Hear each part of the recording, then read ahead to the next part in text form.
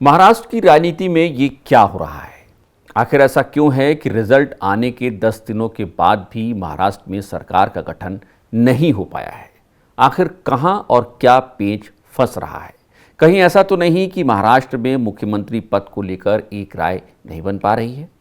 इस वीडियो में इसी की चर्चा करेंगे, लेकिन इससे पहले अगर आप हमारे चैनल पर नए हैं तो चैनल को सब्सक्राइब करना और बेल आइकन दबाना बिल्कुल मत भूलिएगा। महाराष्ट्र में 20 नवंबर को विधानसभा चुनाव के लिए मतदान हुआ और 23 बैच।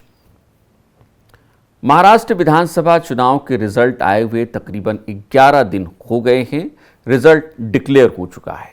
एकनाथ शिंदे की शिवसेना और अजीत पवार की राष्ट्रवादी कांग्रेस पार्टी के गठबंधन और बीजेपी के गठबंधन महायुति ने 288 में से 230 सीटें जीतकर सत्ता बरकरार रखी है। भाजपा 132 सीटें जीतकर सबसे बड़ी पार्टी बनकर उभरी है, जबकि शिवसेना ने 57 और एनसीपी ने 41 सीटें जीती हैं। हालांकि 23 नवंबर को चुनावी नतीजों की घोषणा के बाद भी इस बात पर कोई फैसला अब तक नहीं हो पाया है कि महाराष्ट्र का अगला मुख्यमंत्री कौन बनेगा। हालांकि इस बीच न तो शिंदे गुट से और न ही बीजेपी की तरफ से ऐसी कोई बात सामने आई जिससे इस बात की आशंका पैदा हो कि सीएम फेस को लेकर कोई पेच फंसा हुआ है। शिंदे बार बार ये कहते रहे कि बीजेपी का फैसला उन्हें मान्य होगा। उधर बीजेपी ये कहती रही कि सबकी सहमति से ही सीएम चुना जाएगा। लेकिन इसके बावजूद आज 11वें दिन भी महाराष्ट्र के मुख्यमंत्री को लेकर कोई सहमति नहीं बन पा रही है। लाजमी है कि ऐसे में सवाल तो उठेंगे ही। क्या बीजेपी और शिंदे गुट में सीएम पद को लेकर कोई खटपट है? कहीं ऐसा तो नहीं कि चुनाव के सहयोगी दलों में चुनाव परिणाम के बाद कोई दरार आ गई है? जिस तरीके से एकनाथ शिंदे अचानक मुंबई से अपने गांव चले गए, उसने इन आशंकाओं को और बल दे दिया कि कहीं ऐसा तो नहीं कि एकनाथ शिंदे नाराज चल रहे हैं। हालांकि दिलचस्प ये भी है कि बीजेपी ये ऐलान कर चुकी है कि महाराष्ट्र में नई सरकार का शपथ ग्रहण होगा और 5 दिसंबर को होगा।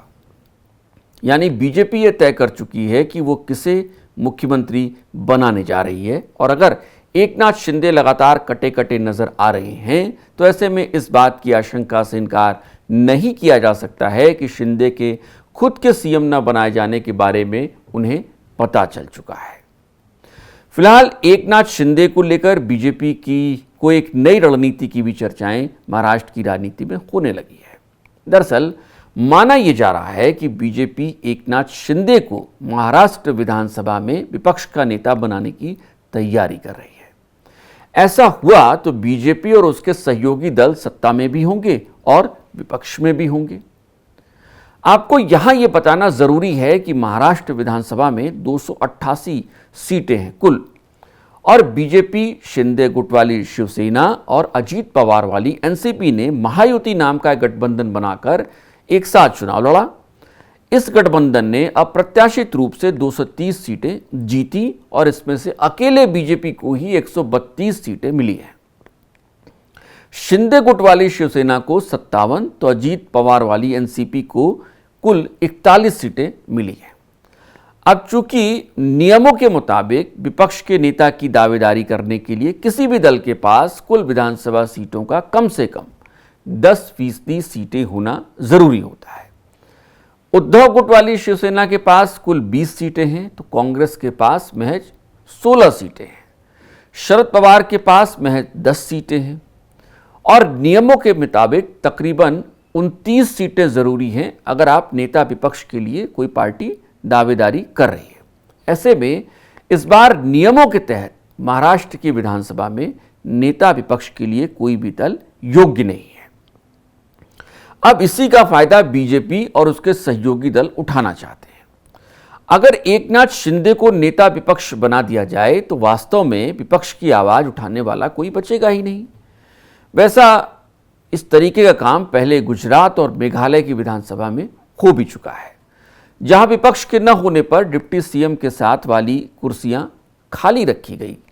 और कुछ ऐसा ही लग रहा है कि महाराष्ट्र में भी होने जा रहा है। बीजेपी ये प्रयोग महाराष्ट्र में कर सकती है क्योंकि इससे महाराष्ट्र में उसकी आगे की भविष्य की जो राजनीति होगी उसकी राह उसके लिए आसान हो जाएगी। आप क्या मानते हैं, महाराष्ट्र में क्या होने वाला है, आप हमें कमेंट करके बता सकते हैं। एक बार फिर से, अगर आपने हमारे चैनल को अब तक सब्सक्राइब नहीं किया है तो चैनल को सब्सक्राइब करना, बेल आइकन दबाना ना भूलें। नमस्कार।